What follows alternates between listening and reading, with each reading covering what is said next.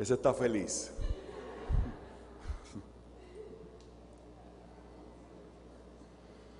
La verdad es que no hay precio para la felicidad. A mí me gustaría que ustedes fueran conmigo a la epístola que el apóstol Pablo le escribe a los cristianos en Roma.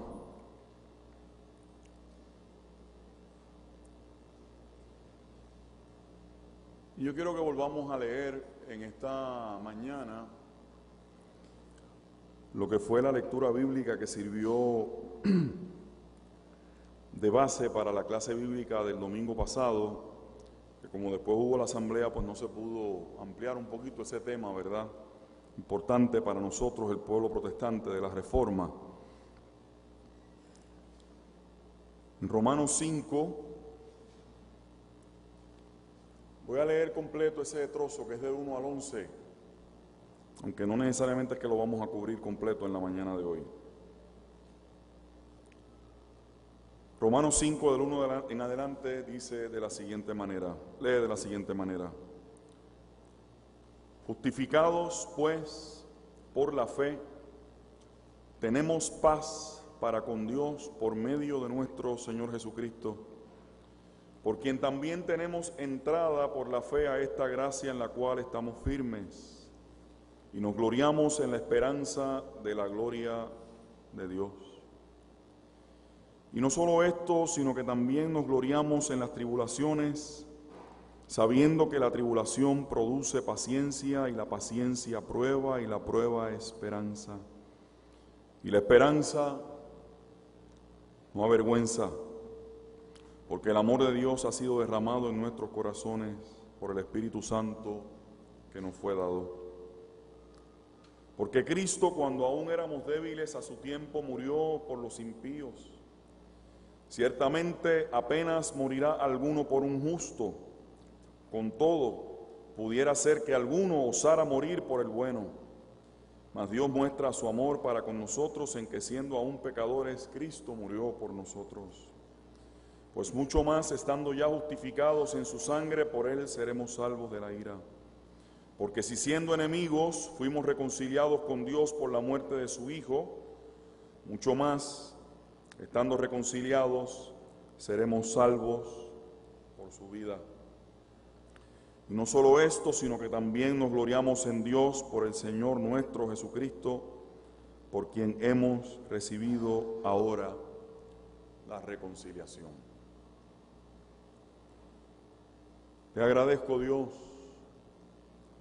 este espacio y este momento, rogándote como siempre lo hago, que las palabras que salgan de mi boca, fruto de las meditaciones del corazón, sean para la gloria de tu nombre y que sean para edificación de esta amada congregación aquí reunida. Por Jesús. Amén.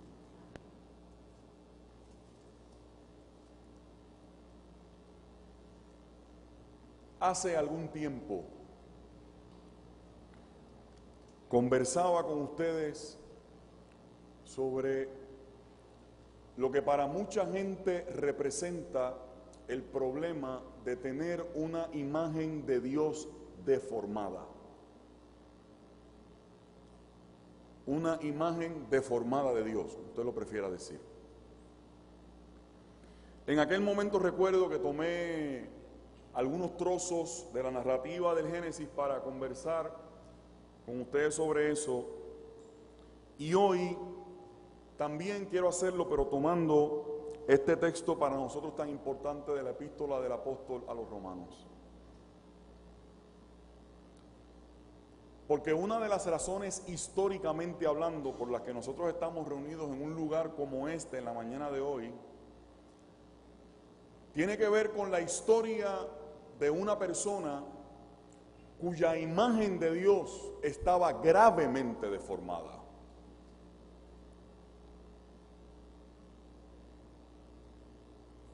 Cuando el 31 de octubre del año 1517 aquel monje, aquel religioso llamado Martín Lutero, colocó en la puerta de una iglesia algunos de los pensamientos que le venían a él preocupando desde hace algún tiempo, lo hizo no solamente movido por el gozo y por la alegría de ir descubriendo en el propio texto bíblico una imagen de Dios que le resultaba favorable, que le resultaba sanadora, sino que lo hizo también como consecuencia de haber vivido emocional y espiritualmente esclavo de una imagen deformada de Dios. Los de ustedes que conocen algo de la historia de Lutero, conocen que este hombre que volvió a rescatar el valor bíblico de la relación amorosa con Dios que se da en ese ejercicio del Dios que en la persona de Jesucristo nos hace justos, nos hace rectos para vivir a sí mismo en justicia y en rectitud. Eso casi me avergüenza yo decirlo ahora, porque eso lo acaban de ver ustedes parado aquí en esta muchacha hace un rato, de una manera poderosamente encarnada. Aquellas tesis las colocaba no solamente por la recuperación gozosa que hacía de la idea de este Dios, que se acercaba a él y que permitía que él se acercara a Dios de una forma distinta, sino que también aquella experiencia, escúchenme bien, había nacido por el tormento, por la angustia, por la agonía de haber tenido en su propia vida doméstica, familiar, a una figura paterna maltratante, hostil, violenta, que había a su vez deformado en Lutero la idea de Dios y le hacía a él en buena medida ver a Dios como una figura paterna maltratante, hostil y violenta.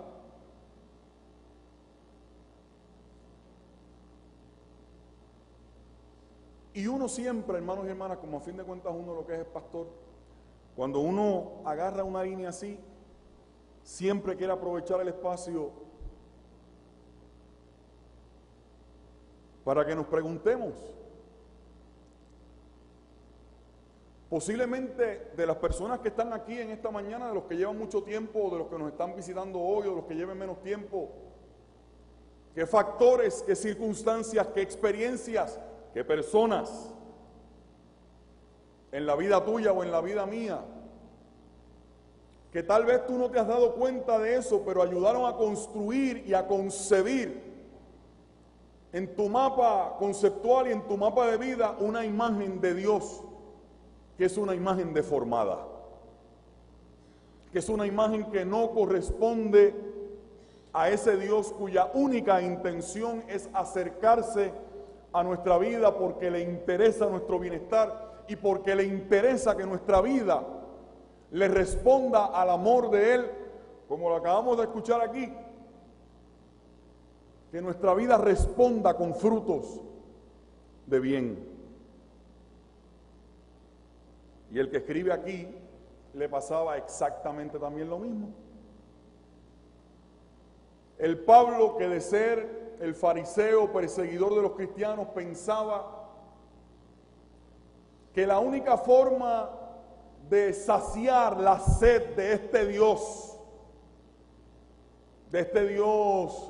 de una furia incontrolable, de este Dios que acosaba su conciencia, de este Dios al que él sentía que le hacía ver que nada de lo que él hiciera era suficiente para sentirse en paz consigo mismo, para sentirse en paz con la vida. El propio Pablo también había vivido atado a esa imagen de Dios. Y por eso quiero insistir en eso en esta mañana, porque yo sé que todavía hay mucha gente que está atada, que está esclavizada por imágenes deformadas de Dios. Y aunque a algunos de ustedes les pueda parecer difícil de creer, todavía hay mucha gente que no encuentra cómo acercarse a este Dios, porque la única imagen cultivada que tienen de este Dios es que es un Dios violento, hostil, y que no hay nada que lo pueda saciar y que lo pueda satisfacer. Repito, Puede ser que para mucha gente que hayan tenido crianzas más saludables esto les suene raro, pero créanme cuando les digo que hay mucha gente que todavía vive con esa imagen de Dios. Por factores de crianza, por el tipo de discurso religioso al que han estado expuestos toda su vida, o por algunas otras experiencias. Y en esta mañana, para no meramente hablar de una cosa histórica de hace más de 500 años, por eso es que también les hablo a ustedes, para que si alguna persona que está aquí en esta mañana todavía pueda sentir o pueda pensar que esa imagen que tiene de Dios es una imagen distorsionada, es una imagen torcida, usted entienda que esta palabra que estamos compartiendo es una palabra para ayudar a sanar esa imagen y que usted descubra, y si una cosa hace falta en este país es que nosotros podamos encontrar paz emocional y que usted descubra en este Dios una figura distinta, que fue la figura que mostró nuestro Señor Jesucristo.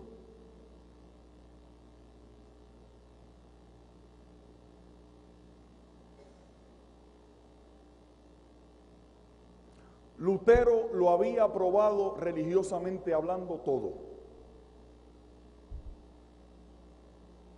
Hacía todos los ayunos que pudiera hacer. Se sometía a todas las penitencias que se pudiera someter. Si alguno de ustedes alguna vez tiene la oportunidad de leer algo de la historia de Lutero, va a sentir hasta un poco de terror leyendo lo que lee de la historia de Lutero, algunas biografías de Lutero. Se había sometido a todas las penitencias, todas las estipulaciones legales que las órdenes religiosas dictaban, él las seguía al pie de la letra, y como quiera se sentía a sí mismo, experimentaba una lejanía de Dios y una incapacidad para complacer a este Dios. Trate de imaginarse lo que estoy diciendo en una persona, para que usted vea el estado continuo de agonía y de angustia en el que vive una persona que está en esa situación que estoy tratando. Trate de pensarlo.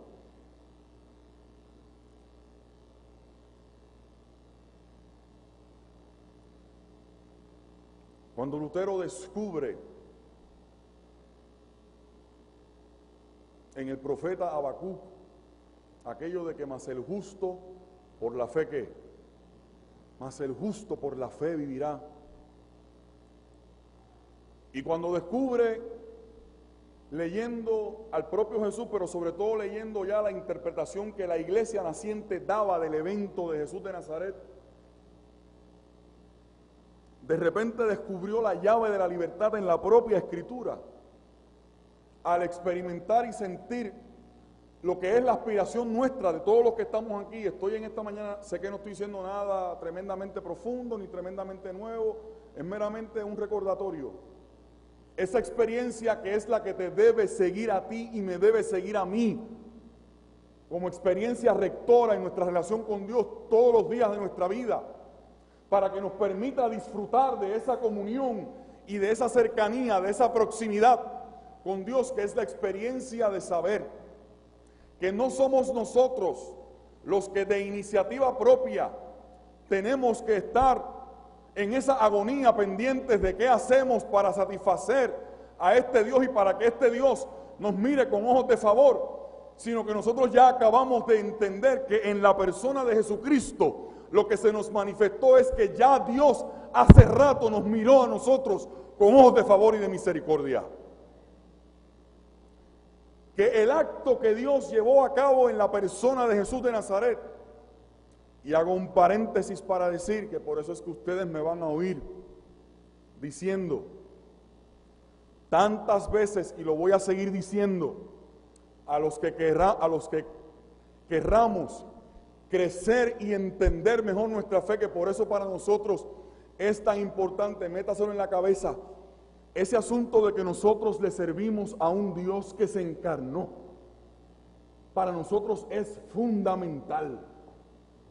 Porque este Dios se encarnó no de cualquier manera, sino que se encarnó de una manera muy específica, muy intencional y muy deliberada. No se encarnó de cualquier manera, se encarnó en la forma de un siervo, de un servidor. Y esa cosa de que nosotros, nuestra experiencia de fe está basada en un evento de carácter encarnacional, de un evento encarnacional, nos tiene que hacer ver a nosotros qué fue lo que Dios nos quiso comunicar. Piensa lo que hace Pablo aquí, en la lógica que sigue. Justificados pues por la fe, tenemos paz para con Dios por medio de nuestro Señor Jesucristo. Así que el acto de encarnarse este Dios nos está queriendo comunicar algo de ese Dios. ¿Qué es lo que tenemos con Dios? Conflicto. ¿Qué es lo que tenemos con Dios? Agonía por medio de Jesucristo. ¿Qué es lo que tenemos con Dios? ¿Cómo es que dicen los muchachos? La perse. No, ese Dios que está todo el tiempo como en una perse con nosotros. No. ¿Qué es lo que dice el texto? Que la persona de Jesucristo, como encarnación de Dios, lo que nos produce es ¿qué? ¿Qué es lo que dice el texto? Nos produce paz.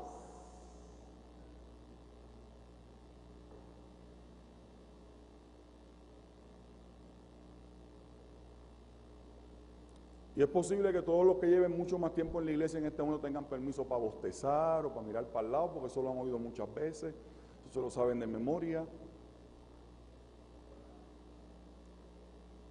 Pero yo quiero decir esto porque si hay gente en este lugar, en esta mañana,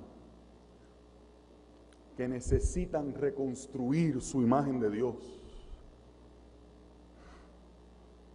porque parte yo tengo el convencimiento, y hablando con gente como Gaby cada vez me convenzo más, porque parte de mi convencimiento es que uno de los grandes problemas de salud mental que hay en nuestro pueblo nace de ese hecho religioso de sentir que de ninguna forma yo puedo satisfacer a Dios. Y siempre cargo con un sentido permanente de culpa y de dolor y de pesadez.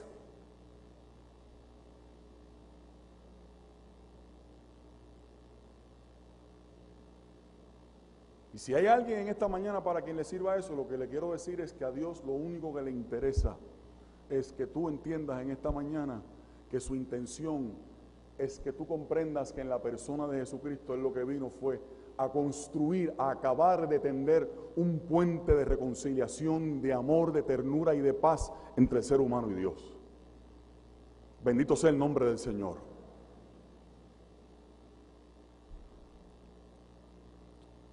Por eso fue el rollo de Lutero con lo de las indulgencias que la iglesia vendía. Por si acaso alguien no lo sabe, en aquel momento la iglesia estaba involucrada en grandes proyectos de construcción, en grandes catedrales. Y eso es la historia, está ahí, eso no se puede negar. Y una de las herramientas que la iglesia utilizó en aquel momento para financiar la construcción de estos grandes proyectos fueron las llamadas indulgencias. Aparecían grandes donantes con sumas considerables. Escuche esto, para que usted vea por qué la iglesia siempre tiene que andar con un sentido de contrición y de arrepentimiento. Y cuando hablo de la iglesia, no estoy hablando meramente de la iglesia en aquel tiempo, estoy hablando de la iglesia en todos los tiempos, incluyéndonos a nosotros ahora. Porque es fácil poner el dedo que allá, no, que era aquella. No. Nosotros en nuestra modalidad hacemos exactamente lo mismo, con otros acentos y con otros tonos, pero hacemos exactamente lo mismo. La misma porquería también la hacemos. Y aparecían estos grandes donantes, ¿sabe? Como esos que financian cada 4 años, ¿verdad? Ustedes conocen la historia, ustedes se están riendo ya porque ustedes saben que las indulgencias están vivas en todos los niveles en este país. Y lo lindo es que tienen chavos para darle a los dos bandos. Por si acaso ganas tú, estoy bien contigo, y si gana el otro, también estoy acomodado para el tumbe. Porque este es el país en que hay maestría y doctorado en tumbología. Pero no es cierto. ¿No es cierto? Este es el país del tumbe. Y no importa quién esté, hay tumbe. Algunos lo disimulan más que otros, ¿verdad? Otros son más burdos. Posiblemente esa sea la única diferencia. Aparecían estos grandes donantes con grandes cantidades de dinero. ¿Sabe lo que le decía a la iglesia? Escribían un papelito.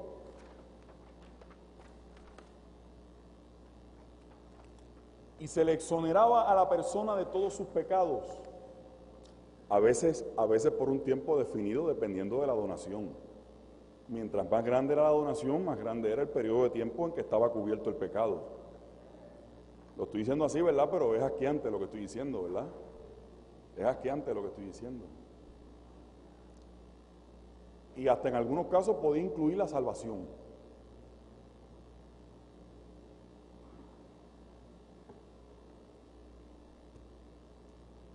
Y la iglesia se confronta entonces este hombre con eso y descubre este hombre que ni la salvación ni el perdón de los pecados tenía que ver nada con aquello que estaba haciendo la iglesia. Otra vez, lo voy a repetir, esto usted lo sabe, pero góceselo cuando yo lo diga. Que el perdón que Dios te ofrece a ti, que Dios nos ofrece, y que eso que se llama la salvación, que no es otra cosa que tener la capacidad para vivir en paz y en libertad con nosotros mismos y con los demás y con Dios, en el aquí y en el ahora, con una promesa de eternidad también, eso es un don gratuito que Dios ofrece. Esa es una dádiva, es una ofrenda de la iniciativa y de la generosidad de Dios.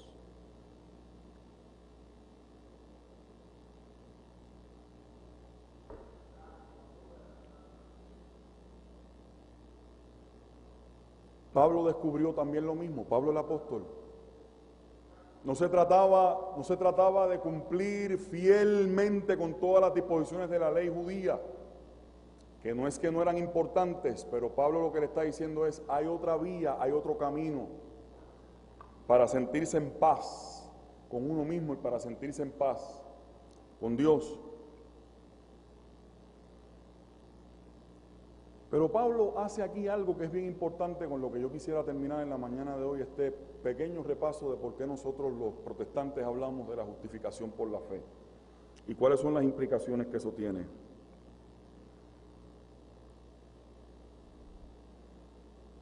Y otra vez, Dios teje las cosas de maneras tan perfectas que ahorita aquí tuvimos el mejor ejemplo de lo que yo voy a decir ahora. Porque Elisa vino a dar gracias, pero terminó predicando. ¿Verdad que sí? Pudo haber hecho un llamado y yo estaba loco porque ella empezaba un llamado y yo iba a pasar al altar. Otra vez.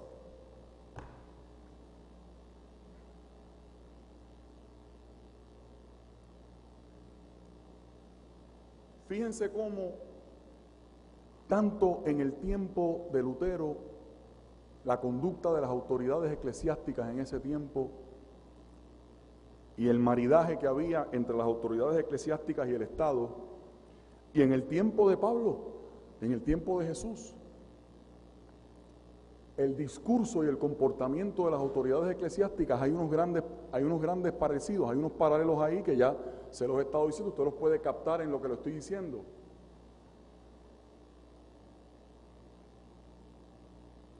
Fíjense cómo una cosa que cuando se discute este asunto de la reforma y de la justificación no se dice mucho, no es que no se diga, es que no se dice mucho y que a mí me preocupa es lo siguiente. Es que esta cosa de la justificación por la fe, esto de que yo soy justificado, lo cual es cierto. Tenga mucho cuidado, no hay todo el tiempo para hacer la explicación ahora, pero tenga mucho cuidado. Porque ya dije ahorita que justificación lo que significa es el proceso Es el proceso a través del cual Dios me hace a mí una persona justa. Pone en mí también una conciencia justa por medio del acto de Jesucristo, para que a su vez yo actúe como una persona justa, como una persona recta, como una persona íntegra, como una persona de paz, como una persona de bien. Escúcheme. Entonces, mucho cuidado, porque aquí viene otra cosa que, y yo tengo permiso para decirlo, porque ustedes saben que mis 45 años de vida los he vivido dentro de la iglesia, así que yo tengo permiso para decir esto, porque yo he escuchado la cosa muchas veces y el muñequito lo conozco muy bien.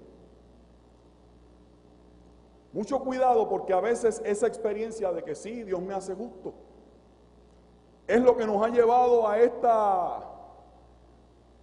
este sonsonete, y perdónenme si la palabra le suena un poco irreverente, a este sonsonete de que la salvación es únicamente una experiencia de carácter individual. Bueno, como Dios me justifica a mí, pues entonces esta cuestión de la justificación es una experiencia privada. Lo que nos dice el texto bíblico, lo que nos dice la experiencia de Lutero y de Pablo aquí. Tengan mucho cuidado, porque obviamente cualquier asunto de nuestra vida y nuestra relación con Dios tiene un componente personal. Claro que sí. Claro que sí. No estoy negando eso. Lo que estoy diciendo es que no se queda como una experiencia personal o privada. La justificación no es una experiencia privada para yo sentirme así groovy, para yo sentirme en paz, para yo sentirme chévere con Dios, sino que esa experiencia que tiene ese componente personal no nos puede a nosotros fijar la idea de un Dios entonces que es también privado, que se queda la fe como un bien privatizado. Porque les estoy diciendo que la obra de la justificación de Dios, de hacernos justos, de hacerte justo, una persona justa a ti, y hacerme una persona justa a mí, para que obremos con justicia y como instrumentos de bien. Lo que quiere decir entonces es que la experiencia de la justificación no es una experiencia privada, ni es un Dios privado, no es una experiencia que nos desvincula, que nos desconecta. Si lo vieron aquí ahorita, aquí para ahorita, que nos desconecta de la realidad, que nos desvincula de los demás, que nos desarraiga de la conciencia de una convivencia en comunidad, sino que la justificación se convierte precisamente en el motor principal, se debería convertir en el motor principal para que el creyente entienda que todo lo que ha recibido, que todo aquello de lo cual ha sido recipiente, tiene que buscar las formas de devolverlo a la vida y de devolverlo a los demás.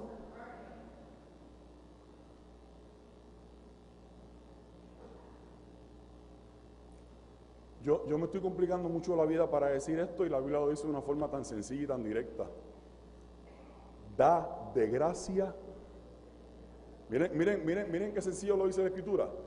Da de gracia lo que ¿qué? Lo que por gracia has recibido. Así que, sin ponernos de acuerdo también, y no la quiero hacer sentir mal, también mis palabras son un homenaje a esta persona que nos ha venido a hablar en la mañana de hoy. Es una persona que se ha dedicado a dar de gracia. ¿O qué es lo que ha hecho ella? Dar de gracia lo que por gracia ella entiende que ha recibido. Eso es lo que nosotros hemos visto aquí en esta mañana.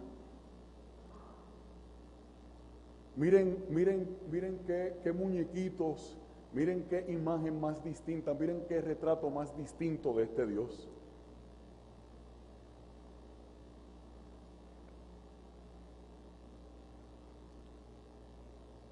Porque fíjense entonces que lo que el apóstol está diciendo, para yo seguir predicando en contra de la justificación como una experiencia privada, de una experiencia que se entiende únicamente como privada, y de un Dios privado y de una fe privada.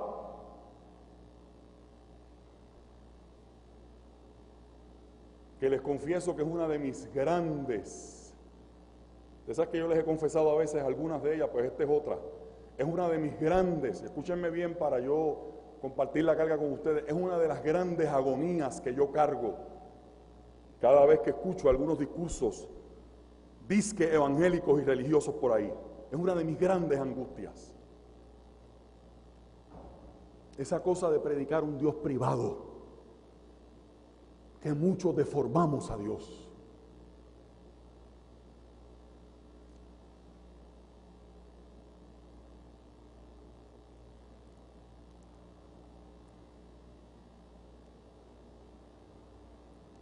Porque fíjense que lo que el apóstol está diciendo no es que las obras no son importantes. Bueno, pastor, como está hablando de que es así por la justificación, es una dádiva así de Dios. Sí, pero no cruce mango con monga, que se parecen pero no son iguales.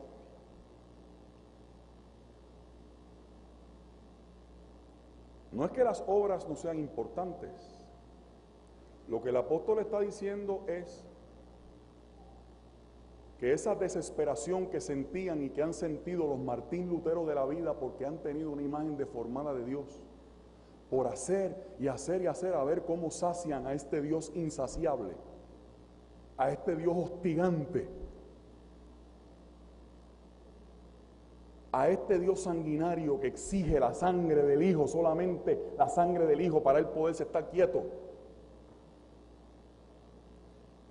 No es que esas obras sean el vehículo que conduce a satisfacer a este Dios, sino que las obras se convierten en una respuesta de agradecimiento de parte nuestra por lo que ya Él ha hecho en nuestra vida. Lo que yo hago no lo hago porque con eso creo que me voy a ganar el favor de Dios en una transacción de carácter comercial, comprando la indulgencia de Dios o de quien sea. Que lo que tú y lo que yo hagamos, lo hagamos como fruto de nuestra gratitud por la conciencia que tenemos de lo que ya Dios ha hecho a favor de nuestra vida. Entonces es muy distinta la cosa. Porque todas nuestras acciones y todas nuestras obras no van a salir con un sentido de ver y de medir y de calcular la cuestión pragmática y volvernos locos, sino que todo lo que salga de nuestra vida va a salir con gozo y con alegría y va a producir en nosotros un elemento de salud y de reconciliación con nosotros mismos y con nuestra propia realidad, porque nuestra vida lo que hace es responderle al amor de Dios. Y eso es lo que el apóstol Pablo, lo que parte de lo que el apóstol Pablo nos está diciendo.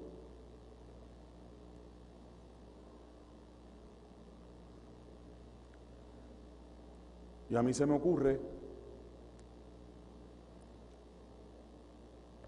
que en esta mañana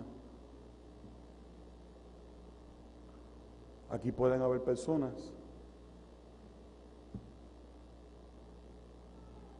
sean visitas o no sean visitas, sean nuevos o no sean nuevos. A mí se me ocurre que aquí pueden haber personas que todavía no han hecho suya esta verdad.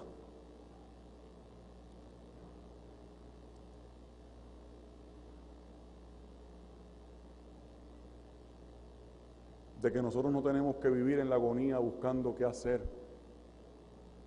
para satisfacer a Dios, sino que nosotros lo que hacemos es que lo entregamos todo y lo damos todo por el Señor, porque vivimos con la conciencia de que ya Él lo ha dado todo por nosotros. Y lo que nosotros hacemos, lo hacemos, por eso es que dice el apóstol que lo hacemos para la gloria de Dios, que lo hacemos como algo que nace del fruto de esa conciencia que tenemos de lo que Dios ha hecho. ¿Cuántos alaban y bendicen el nombre del Señor por eso? Por eso es que el apóstol dice que podemos tener paz con Dios, porque también podemos tener paz con nosotros mismos. Y si hay alguien aquí en este lugar, en esta mañana, al que por las razones que sea, que no hay que ventilarlas en público, por las razones que sea, ha vivido con una imagen deformada de Dios y posiblemente, aunque no se atreva a verbalizarlo, ha pensado o le han hecho vivir pensando. Y él vive en su pensamiento con ese clavo ahí metido, de que a fin de cuentas yo no soy merecedor de las cosas de Dios porque yo no llego a esa estatura, porque yo no tengo las herramientas, porque yo no poseo los recursos en mi persona de ninguna índole para satisfacer la demanda de ese Dios. Yo lo que quiero es decirte que ese Dios en esta mañana no te está demandando nada. Ese Dios en esta mañana lo que te está haciendo es una oferta. Qué bello es Dios, ¿verdad? Ese Dios lo que te está haciendo en esta mañana es una oferta. No hay ninguna demanda. Lo que tú decidas poner y dar en la mesa, lo que tú decidas invertir de ti, va a ser meramente una consecuencia de lo que tú te des cuenta que ya Dios ha hecho por ti. Y Dios lo que te está haciendo en esta mañana es una oferta para que tú acabes de entender que a este Dios no le tienes que tener miedo, que no tienes que vivir con esa agonía y con esa angustia religiosa, sino que este Dios hace rato que ha querido tender puentes de ternura y de reconciliación y de amor y de afecto y de abrazos contigo para bendecir tu vida por medio de la persona de Jesucristo. Si ese fuera el caso de alguien esta mañana, mientras la iglesia les suplico por ahí.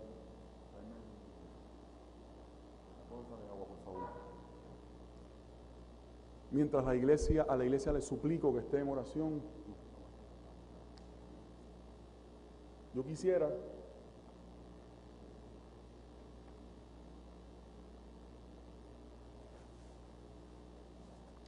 abrir un espacio que, como cuando lo hacemos en esta iglesia, es un espacio prudente, sobrio, con seriedad, sin manipular a nadie. Yo no tengo que aquí agitar a nadie, porque el Espíritu Santo no necesita mi ayuda. El Espíritu Santo lo que hace, lo hace solo. Amén. Lo hace solo. Y si no lo hace ahora, yo no tengo que ponerme aquí a agitar, ni a dar vueltas, ni a brincar, ni a saltar, ni a manipularlo a usted. Lo hará Dios en el tiempo en que Él sabe hacerlo. Yo lo que estoy es meramente, con mucho temor y temblor, tomándome el atrevimiento de decirle a usted que en esta mañana usted muy bien puede aprovechar la oportunidad de esta oferta que Dios le está haciendo. Para que usted no viva más en esa agonía, en esa desesperación, en esa distancia insalvable que se la ha impuesto usted mismo o se la ha impuesto alguien con Dios, sino que este Dios le ofrece en esta mañana la cara de un Dios que le ama, de un Dios que se acerca, de un Dios que le abraza, de un Dios que le quiere hacer bien, de un Dios que lo quiere bendecir y de un Dios que quiere crear en usted la conciencia de que la vida suya puede ser algo distinto para bien de lo que ha sido hasta el día de hoy. Si en esta mañana alguien quiere hacer suya esa oferta, si alguien quiere hacer suya esa oportunidad, lo único que yo le voy a pedir mientras la iglesia me acompaña en oración, ¿verdad?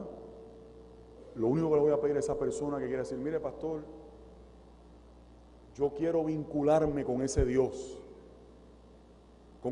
que descubro en esta mañana de una manera distinta a la imagen que yo me había formado o que me habían forjado de Él. Y esa imagen de ese Dios me parece que es saludable para mi vida, para la vida de mi familia, para la vida de mi matrimonio, para la vida de mi hogar, para mi proyecto de vida. Si hay, aunque fuera una persona que quiera hacer suya esa oferta de Dios, yo lo que le voy a pedir es que ahí donde está, nada más que levante su mano porque queremos orar por usted. Es lo único que queremos hacer. Ya Dios hizo todo lo que había que hacer. Nosotros lo que hacemos es responderle al Señor con gratitud. ¿Alguien quiere hacer suya esa oferta de Dios? Lo único que queremos hacer es orar por usted. Si lo hubiera, si no lo hay, gloria a Dios también. ¿Hay alguien que quiera hacer suya, que no quiera dejar pasar esta oportunidad para hacer suya. Dios te bendiga, papá. Dios le bendiga, hermana. Los que han levantado sus manos las pueden bajar. Las pueden bajar. Doña Milagros, ¿verdad? Doña Milagros, qué bueno que nos ha estado acompañando. No veo, David, perdóname. Mi hermano que está en la parte de atrás, que también lleva unos, qué bueno que lleva unos domingos con nosotros y levantas la mano. ¿Hay alguien más que quiera hacer suya, que quiera apropiarse de esa imagen, de ese Dios, que no es el Dios que quiere hostigarlo, que quiere fastidiarlo, sino que es ese Dios que le invita a vivir en libertad, que le invita a vivir en amor, que le invita a vivir respondiendo sí en gratitud por lo que usted ha recibido, para que de una persona hecha justa usted viva en justicia para con los demás? Dios te bendiga, hermano. Este joven que está aquí, Dios te bendiga mucho, seguro que sí. Tú eres el otro hijo de María, ¿verdad que sí? Ahora fue que te reconocí, perdóname. Qué bien, una madre y sus dos hijos. ¿Alguien más? Orlando, ¿verdad? También lleva uno. Dios te bendiga mucho, Humberto. Dios te bendiga. ¿Alguien más? ¿Alguien más? Yo le voy a pedir a las personas que levantaron su mano que por favor estén en pie en este momento, si son tan amables. Y le voy a pedir que se acerquen al altar un momento. Y si alguna persona que no levantó la mano por temor o por la razón que sea, también quiere aprovechar este break tan lindo que Dios da, para que usted construya una imagen distinta de Él y usted pueda establecer esa relación diferente con Dios y usted descubrir que eso va a traer paz y armonía y estabilidad y balance en su vida, venga al altar, que el altar está abierto en esta mañana. Le voy a pedir a los ancianos que se acerquen, por favor, para orar por estas personas. Los que estén por ahí, Edwin, Roberto, Rafa, no sé si Rosín, a Rosín no la veo, tal vez es que hoy no pudo estar. Que vengan por favor. Petrita, le voy a pedir ayuda, por favor, que no está Rosín. Petrita, por favor, ayúdeme.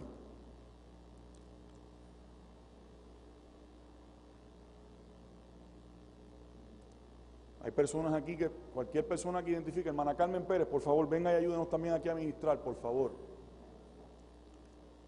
Por favor, ayúdenos aquí, por favor. Mirna, ayúdeme con este joven, que Edwin, el esposo suyo, tiene dos ahí para que... La iglesia está orando en este momento, por favor, intercediendo a Dios por estas vidas. No lo coja livianamente, solamente Dios y esa persona entienden lo que ha sido posiblemente la carga de vivir con esa imagen de Dios. Solamente Dios y esa persona entienden lo que ha supuesto vivir con esa idea sobre Dios y sobre sí mismo, por lo tanto. Oramos, intercedemos por estas vidas. Bendecimos tu nombre, Dios. Bendecimos tu nombre.